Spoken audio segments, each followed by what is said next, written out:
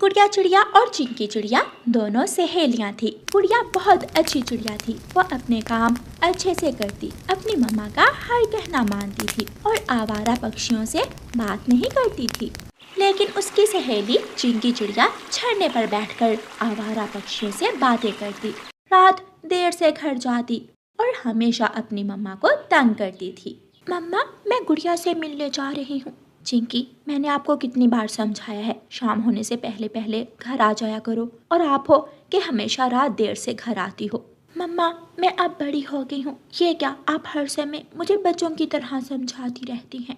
बड़ी हो गई हो इसलिए तो ये सब बातें तुम्हें समझा रही हूँ। चिंकी अपने घर से निकलती है और गुड़िया के घर चली जाती है। चिंकी सहेली, ये देखो, मैंने कल ही ये मेहंदी अपनी मम्मा से मंगवाई थी। बहुत सुंदर है, लेकिन मुझे मेहंदी इतनी पसंद नहीं है। चिंकी बेटी, कैसी हो आप?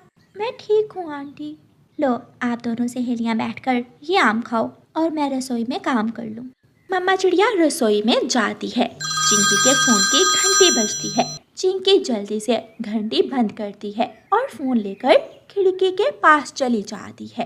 अभी मैं गुड़िया के पास हूँ, गुड़िया के घर से मैं सीधी झरने पर आ जाऊंगी। गुड़िया की मम्मा रसोई से आंख चुराकर चिंकी को देख रही थी। गुड़िया, ठीक है, अब मैं जाती हूँ, मुझे कोई काम याद आ गया है। लेकिन तुमने तो कहा था कि हम नदी पर जाएंगे। हाँ, लेकिन अब कल जाएंगे। चिंकी चली जाती है। मम्मा चिड़िया रसोई से गुड़िया के पास आती है। मुझे चिंकी की हरकतें कुछ अच्छी नहीं लगती।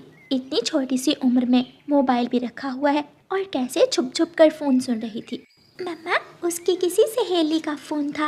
मम्मा, हम गरीब हैं इसलिए मेरे पास फोन नहीं है, लेकिन मेरी उम्र की मेरी सभी सहेलियों के पास मोबाइल फोन है। मैं तुम्हें अभी मोबाइल लेकर भी नहीं दूंगी, मुझे ज़रूरत भी नहीं है। पूरे, तुमने कहा था तुम मेरे लिए आईफोन लाओगे, क्या लाए हो? आईफोन तो मैं लेने ही वाला था, लेकिन फिर मैंने सोचा कि तुम्हें साथ लेकर जाऊंगा उसी दिन शहर वाले जंगल। वहां जाकर अपनी पसंद से आईफोन भी ले लेना और महंगे ब्रांड के कपड़े भी।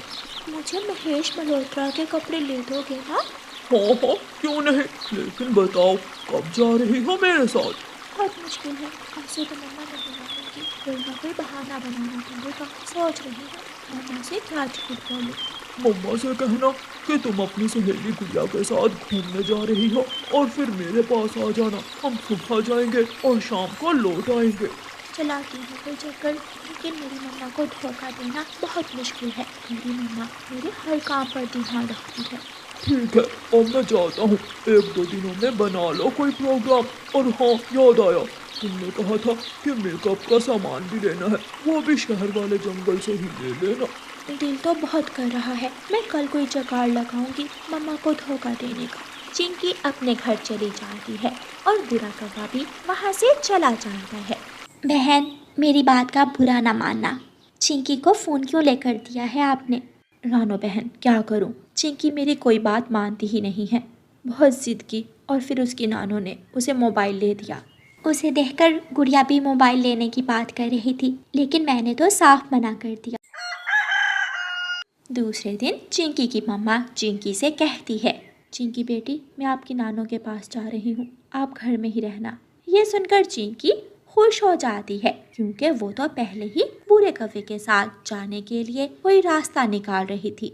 मम्मा, मैं घर में बोर हो जाऊंगी, मैं अपनी सहेली गुड़िया के पास चली जाऊंगी। हाँ ठीक है, मैं शाम को आऊंगी और वापस आते हुए तुम्हें ले आऊंगी। चिंकी की मम्मा घर से निकलती है और चिंकी दूसरे ही लम्हे आवारा कौवे बुरे कौवे का नंबर मिलाती है। बुरे बुरे, पता है मम्मा आज नानो पास गई हैं, शाम को लौटेंगी, चलो आज हम शहर घूम आते हैं। हाँ, मैं झरने पर आ रहा हूँ, तुम ऐसा करो, अच्छी तरह तैयार हो जाओ, मेरे दोस्त तुम्हें देखेंगे। ऐसा करो, अपनी मम्मा के गहने हैं तो वो पहन लो। मम्मा के गहने तो हैं, लेकिन वो तो सोने के हैं। तो क्या हुआ, शाम को अपनी मम्मा के आने से पहले पहले दोबारा अलमारी में रख देना। ठीक है, मैं अच्छी तरह तैयार होकर आ रही हूँ, तुम झरने पर आ जाओ। चिंकी अलमारी खोलती है और अपनी मम्मा के सोने के सारे गहने निकाल लेती है। वो गले में सोने का हार पहन लेती है, कानों में झुमके, और आईने के सामने बैठकर तैयारी करने लगती है। बूढ़े के सभी दोस्त मुझे देखकर हैरान हो जाएंगे क्योंकि मेरे जैसा सुंदर कोई भी नहीं है। बन ठनकर चिंकी अभी घर से निकली ही थी कि उसे रास्ते में गुड़िया मिल जाती है। चिंकी, मैं तो तुम्हारी तरफ जा रही थी और तुम दुल्हन की तरह सज संवर कर कहाँ जा रही हो? गुड़िया प्लीज मम्मा को मत बताना, मैं अपने दोस्त बूढ़े कव्वे के साथ शहर वाले जंगल घूमने जा रही हूँ। चिंकी शर्म करो, वो बुरा कौवा तो एक नंबर का धोखेबाज और बुरा पक्षी है। जैसा भी है लेकिन मेरा वो दोस्त है, हमने कई दिनों से प्लान बनाया हुआ है। चिंकी वहाँ से चली जाती है। झरने पर बैठा हुआ बुरा कौवा चिंकी को देखकर खुश हो जाता है। कैसी लग रही हूँ मैं? बहुत सुंदर, बहुत सुंदर। मेरे दोस्त पूछेंगे कि ये कौन है। चलो अब चले। बुरा कौवा चिंकी को साथ लेकर उड़ता है। आधे रास्ते में जाकर एक कौवा ऑटो लेकर आ जाता है। बूढ़े बूढ़े कहाँ जा रहे हो? आओ मेरे ऑटो में बैठो, मैं छोड़ आता हूँ तुम्हें। अच्छा हुआ दोस्त जो तुम समय पर आ गए, सब ओके है। तो फिर चिंकी बैठो बैठो, ये मेरा दोस्त कालू कौवा है, ये शहर वाले जंगल में ऑटो चलाता है। चिंकी थोड़ा घबराती है लेकिन ऑटो में बैठ जाती है। वीरान जंगल में जाकर कालू कौवा ऑटो रोकता है। ऑटो तो खराब हो गया, एक बार दोनों नीचे उतरना। चिंकी और बुरा कौवा नीचे उतरते हैं। पागल छोटी चिड़िया, चल जल्दी जल्दी से ये सारे सोने के गहने उतार कर मुझे दे दे। बूढ़े मजाक मत करो, मुझे पहले ही मम्मा से बहुत डर लग रहा है। मजाक कैसा? जल्दी गहने उतारो वरना अभी कान खींच लूंगा मैं तेरे। बूढ़े जल्दी कर, कोई आ भी सकता है। चिंकी डरती डरती अपने गहने उतार देती है। तुम धोखेबाज हो। बुरा एक थप्पड़ चिंकी के मुंह पर मारता है। धोखेबाज तुम हो, तुम धोखा देकर आई हो अपनी माँ को। ऐसे कहते हुए बुरा कौवा और कालू कौवा ऑटो भगाकर वहाँ से चले जाते हैं। मम्मा, मैंने आपकी बात ना मानकर बहुत बड़ी गलती की। अब मैं क्या करूं? मुझे तो वापसी के रास्ते का भी नहीं पता। चिंकी वहाँ एक सूखे पेड़ पर बैठकर रोने लग जाती है। थक गई हूँ, सफर भी लंबा था। गुड़िया बेटी, चिंकी कहाँ है? आंटी, चिंकी तो यहाँ नहीं आई। अरे, उसने तो कहा था कि मेरे पीछे से वो तुम्हारे पास चली जाएगी। मुझे चिंकी की मम्मा को सच बताना चाहिए। आंटी, चिंकी आवारा बुरे कौवे के साथ शहर वाला जंगल देखने गई है। मुझे उसने आपको बताने से मना किया था लेकिन मैंने फिर भी आपको बता दिया। वो कौवा चिंकी को कोई नुकसान भी पहुंचा सकता है। गुड़िया की मम्मा भी बाहर से आ जाती है। उसके पीछे पीछे चिंकी थी। चिंकी, तुम कहाँ थी? बहन, मैं सब बताती हूँ आपको, हौसला रखो, पानी पी लो, आप दूर से आई हैं। चिंकी की मम्मा पानी पीती है। चिंकी तो रोए ही जा रही थी। चिंकी, मैं तुमसे क्या पूछ रही हूँ? बहन, चिंकी को माफ़ कर दो क्योंकि अब चिंकी की आंखें खुल चुकी हैं। वो कौवा इसे पहाड़ों के पास छोड़ गया था और सारे गहने लेकर भाग गया। वो तो मैं खांसी की दवा लेकर वापस आ रही थी कि मैंने चिंकी को देख लिया। मम्मा सॉरी, आज के बाद मैं गुड़िया की तरह आपकी हर बात मानूंगी। बस एक बार मुझे माफ़ कर दें। चिंकी बेटी, ठोकर खाकर तो सभी सुधर जाते हैं। अच्छी बात तो ये है कि गुड़िया की तरह गलत रास्ते का चुनाव ही ना किया जाए। चिंकी की मम्मा चिंकी को घर ले जाती है। मुझे गर्व है अपनी गुड़िया बेटी पर और मुझे अपनी मम्मा पर गर्व है जिन्होंने मुझे शिक्षा दी, अच्छे और बुरे में फ़र्क बताया। गुड़िया अपनी मम्मा के गले लग जाती है। प्यारे दोस्तों, इस कहानी को लाइक, अपने दोस्तों के साथ शेयर और चैनल को सब्सक्राइब करना बिल्कुल मत भूलना। आपका धन्यवाद। गोरी कव्वी अपने घर में आराम कर रही थी। पड़ोसन चिड़िया के बच्चे अपने घर में खेल रहे थे। कालू, इस छोटी चिड़िया के बच्चों की चूं चूं मुझे बहुत तंग कर रही है, मेरे कान फट रहे हैं। मैं अभी जाता हूँ और चिड़िया को समझा कर आता हूँ। कालू कौवा गुस्से में अपने घर से निकलता है। चिड़िया बाहर आओ, जल्दी बाहर आओ। डरती हुई छोटी चिड़िया घर से बाहर आती है। अपने बच्चों को चुप करवा लो वरना मैं उन्हें हमेशा हमेशा के लिए चुप करवा दूंगा। चिड़िया कौवे को बहुत प्यार से समझाती है। कौवे भैया, ऊपर वाला आपको भी बच्चे दे। आप नहीं जानते हैं कि बच्चों से ही घर में खुशियाँ हैं, बच्चों से ही घर की रौनक होती है। आपके बच्चे नहीं है ना, इसलिए गौरी को बच्चे बुरे लगते हैं। चिड़िया, मुझे भाषण देने की कोई जरूरत नहीं है। कौवा अपने घर चला जाता है। बात तो चिड़िया की ठीक थी गौरी। क्या बात? यही कि हमारे बच्चे नहीं हैं, इसलिए हमें बच्चे बुरे लगते हैं। कालू, अगर मेरे बच्चे नहीं हैं तो इसमें मेरा क्या दोष है? मैंने ये कब कहा? दूसरे दिन गौरी कौवी उड़ती हुई जा रही थी कि एक सूखे हुए पेड़ की खोखर में गौरी की नजर जाती है। गौरी कौवी वहां जाती है। वहां एक उल्लू ने अपने घोंसले को पक्षियों के टूटे हुए पंखों से सजाया हुआ था। गौरी को वो घोंसला बहुत अच्छा लगता है। उल्लू, उल्लू, तुमने ये इतने सारे पक्षियों के पंख कहाँ से लिए? मैं दूसरे जंगल से छोटे बच्चे किडनैप करता हूँ और उन्हें मारकर मांस खा लेता हूँ और उनके पंख अपने घोंसले में लगा लेता हूँ। मुझे तुम्हारा ये घोंसला बहुत अच्छा लगा है। काश मेरा भी घोंसला ऐसे ही पंखों से सजा हुआ होता। गौरी दाना ढूंढती है। ऐसे शाम हो जाती है और गौरी कौवी अपने घर चली जाती है। कालू, आज मैंने एक नई चीज देखी। मैंने देखा कि एक उल्लू ने अपने घोंसले को पक्षियों के पंखों से बहुत सुंदर बनाया हुआ था। इतने पंख कहाँ से लिए होंगे उस उल्लू ने? छोटे पक्षियों को पकड़कर वो उनका मांस खा लेता है और पंख अपने घोंसले में लगाकर उसे सजा लेता है। मैं भी देखूंगा, ऐसा घोंसला मैं भी देखूंगा। कालू, अगर तुम किसी तरह मुझे चिड़िया का एक बच्चा किडनैप करके ला दो तो मैं भी अपना घोंसला वैसा ही बना सकती हूँ। बहुत सुंदर लगेगा हमारा घोंसला। तो फिर चिड़िया का बेटा लाऊं या बेटी? जो भी मिल जाए, मेरा काम चल जाएगा। दूसरे दिन चिड़िया दाना लेने जाने की तैयारी करती है। कुकू बेटा, गुड़िया बहन सोई हुई है, बहन का ध्यान रखना। मैं अभी थोड़ी देर में दाना लेकर आती हूँ। मम्मा, आप जाएं, मैं गुड़िया बहन का ध्यान रखूंगा। मम्मा चिड़िया चली जाती है। थोड़ी देर बाद कालू कौवा वहाँ आ जाता है। छोटे बच्चे, तुम्हारी चाची गौरी तुम्हें बुला रही है।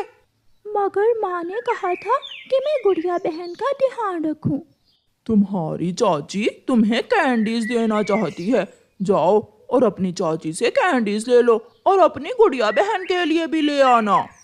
छोटा कुकू कौवे की बातों में आ जाता है और कौवे के साथ उसके घर चला जाता है। दरवाजा अच्छे से बंद कर दो कालू जी। कालू दरवाजा बंद कर देता है और गौरी कौवी पंखे से रस्सी बांधकर कुकू को रस्सी से लटका देती है। थोड़ी देर बाद तड़प तड़प कर छोटा सा मासूम बच्चा मर जाता है। मैं भोजन ले आता हूँ, तब तक तुम इस बच्चे के पंख नोचकर घोंसले की सजावट कर लो। कालू कौवा चला जाता है और गौरी कौवी घोंसला सजाने लगती है। जब चिड़िया शाम को घर आती है तो अपना बेटा घर में ना देखकर बहुत चिंतित हो जाती है। गुड़िया बेटी, आपका भाई कहाँ है? अम्मा, मैं तो सोई हुई थी, मुझे क्या मालूम। मैं समझी भाई आपके साथ गया होगा। मम्मा चिड़िया भागी भागी तोते के पास जाती है, मगर कुकू वहाँ भी नहीं था। फिर मम्मा चिड़िया कबूतर के घर जाती है। वो सबसे अपने बेटे का पूछती है। चिड़िया, कौवों के घर जाकर देखो, मुझे कौवों पर शक गुजर रही है। कबूतर भैया, तुम मेरे साथ चलो। कबूतर और चिड़िया कौवों के घर की तरफ जाते हैं। जाओ जाओ, यहाँ कोई नहीं आया। तुम हमें घर के अंदर तो जाने दो। एक बार कहा ना, यहाँ कोई नहीं है। चिड़िया दरवाजा खोलकर घर के अंदर घुस जाती है। कबूतर और कौवा भी पीछे ही चले जाते हैं। गौरी के घोंसले में अपने बेटे के पंख लगे हुए देखकर चिड़िया रोने लग जाती है। मार दिया, तुमने मेरे बेटे को मार दिया अपना घोंसला सजाने के लिए। जालिम कौवो, तुमने मेरे बेटे की जान ले ली। अरे अरे चिड़िया, ये पंख तो मेरा कालू जी दूसरे जंगल से लाया था। एक माँ अपने बेटे की खुशबू पहचान सकती है, मैं अपने बेटे के पंख कैसे ना पहचानूंगी। अगर आज तेरी कोई संतान होती तो तुझे मालूम होता कि संतान का दुख क्या होता है। जो तुमने मेरे साथ किया वो अगर तेरे साथ होता तो फिर तुझे मालूम होता। चिड़िया दुखी मन के साथ अपने घर चली जाती है। दिन गुजरते गए, समय बीतता गया और फिर एक दिन गोरी कौवी भी माँ बन जाती है। उसके अंडे से एक छोटा सा बेटा कौवा निकलता है, जिसे देखकर गोरी और कालू को संतान की मोहब्बत का एहसास होता है। कालू जी, मेरा बच्चा तो बहुत सुंदर है, ये बच्चा तो हम दोनों से ज़्यादा सुंदर है, मेरी जान है इस बच्चे में। गोरी, आज मुझे एहसास हुआ, चिड़िया ने ठीक ही कहा था। संतान के प्यार का पता तभी चलता है जब अपने बच्चे हों। मैं अभी अपने बेटे के लिए मीठा फल लेकर आता हूँ। कौवा अपने बेटे के लिए मीठे मीठे फल लाता। कौवा अपने बेटे को अपने ऊपर बिठाकर जंगल की सैर करवाता। दोनों कौवी और कौवा बहुत खुश थे।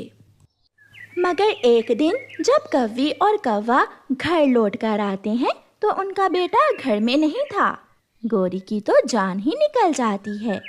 कालू, कालू, मेरा बेटा कहाँ है? मेरे बेटे के 2 पंख पड़े हैं यहाँ, वो कहाँ जा सकता है? कुछ सोचकर गोरी कौवी जल्दी से उड़ती है और कालू भी गोरी के पीछे पीछे ही उड़ता है। गोरी सीधी उस उल्लू के घोंसले में जाती है, जो छोटे पक्षियों के पंख लगाकर अपना घोंसला सजाया करता था। और आज वो अपने घोंसले को काले रंग के पंखों से सजा रहा था।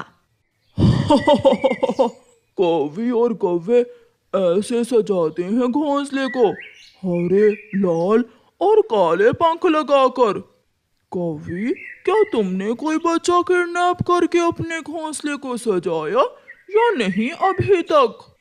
मगर गोरी कौवी मूर्ति बने हुए अपने बेटे को मरा हुआ देख रही थी और कालू कौवा अपने बेटे की ये हालत देखकर चकरा कर गिर जाता है। आज गोरी के साथ वही हुआ था जो उसने चिड़िया के साथ किया था। उसे संतान के दुख का एहसास तो हो गया था, मगर अब समय बीत गया था।